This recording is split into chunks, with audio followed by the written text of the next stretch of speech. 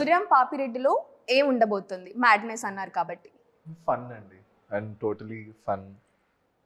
And every character ఒక unique characterisation ఉంటుంది. You will laugh.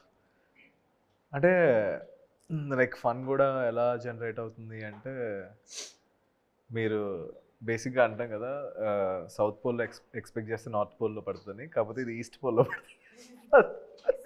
So you yeah exactly. So అసలు ఏం జరుగుతుంది, ఎవడేం కాన్వర్జేషన్ చేస్తున్నాడు అన్నది యూ కాంట్ ఈవెన్ జడ్జ్ అనమాట. మాకు ఫస్ట్ టీజర్ చూసినప్పుడు ఓకే కొంచెం కన్ఫ్యూజ్డ్గా, ఓకే ఏదో కామెడీగా ఉండబోతుందని అనిపించింది. తర్వాత ట్రైలర్ చూసిన తర్వాత ఓకే వీళ్ళందరూ కలిసి వారసుడి కోసం వెతుకుతున్నారు అని అనిపించింది. సో ఆ వారసుడు ఎవరు అని కనిపెట్టేది మీరేనా? సార్ అది చెప్పచ్చా? ట్రైలర్లో ఉందా ఉందా అడుగుతున్నారు. కళింగ పోతురాజు వారసుడు అని మనం వేసాం కదా. వేసాం.